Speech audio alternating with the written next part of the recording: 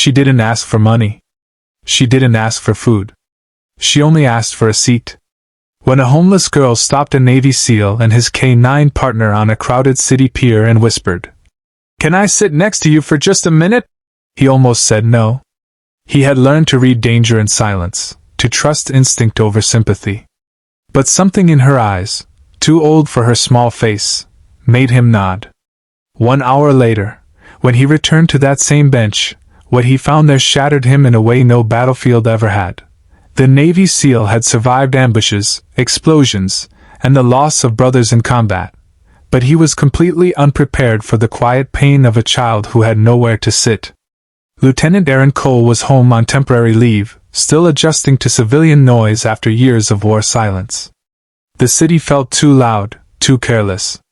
His K-9 partner, Rex, a scarred but loyal Belgian Malinois, walked close to his leg, alert but calm.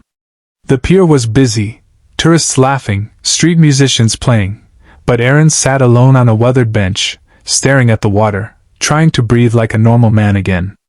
That was when he noticed her. She stood a few steps away, thin arms wrapped around herself, wearing an oversized hoodie that looked like it had belonged to someone else once. Her shoes were mismatched. Her hair was tangled, but her eyes were clear, too clear. She didn't beg. She didn't hover. She waited. "Sir?" she said softly. Aaron turned, instinctively scanning. Rex lifted his head. "Yes?" Aaron replied, his voice guarded. "Can I sit here for a minute?" she asked, pointing at the empty space beside him. "I won't talk. I just don't want to be chased away again."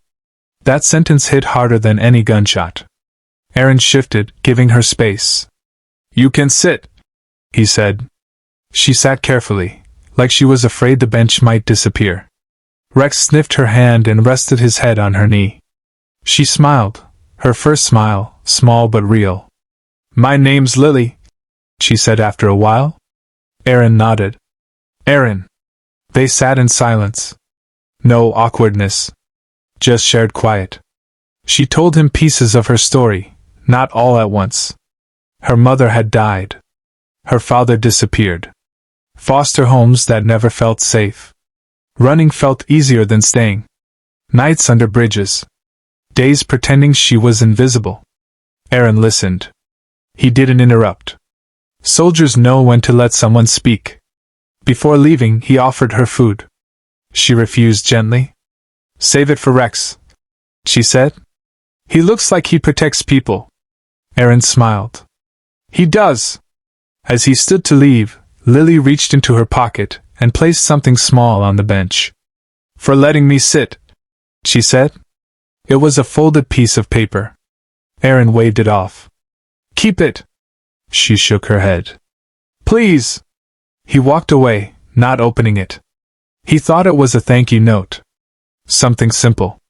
He was wrong. When Aaron returned to the bench an hour later, Lily was gone, but what she left behind would haunt him forever. The sun had dipped lower when Aaron came back. He had planned to check on her, maybe convince her to accept help. The bench was empty. No Lily. No hoodie. No sign she'd ever been there. Except the paper. Rex sat and whined softly. Aaron unfolded the paper. It wasn't a thank you note. It was a goodbye. The handwriting was shaky. "Dear Aaron, thank you for letting me sit like a normal person. People usually look through me. You didn't. Rex didn't either. I'm tired of running and being scared. If something happens to me, please remember that for 1 hour, I felt safe. That matters more than you know." Aaron's chest tightened. His hands trembled. At the bottom was an address. A shelter he knew had been shut down months ago. Panic replaced training. Aaron ran. He searched alleys, doorways, the places people avoid looking. He showed her description to shop owners, police officers, anyone who would listen. Rex led him to a bridge near the edge of town. There, wrapped in a blanket too thin for the cold, Lily was found, alive, but barely. Exhausted. Sick. Alone. Aaron dropped to his knees. He had faced death before. But this broke him open. She was rushed to the hospital. Aaron stayed. All night. Rex never left the door. Weeks passed. Lily recovered slowly. Aaron used every connection he had, not as a soldier, but as a man, to ensure she didn't disappear again into the system. He became her advocate, her constant, her proof that someone came back. Months later, Lily sat in a school classroom, clean clothes, full backpack, future uncertain but possible. Aaron visited her once a week. Sometimes they didn't talk. Sometimes they laughed. Rex always came.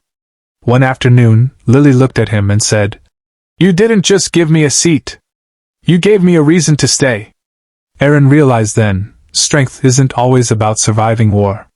Sometimes it's about sitting down when someone asks, even when you're tired, even when you're broken yourself. Because one small kindness can save a life.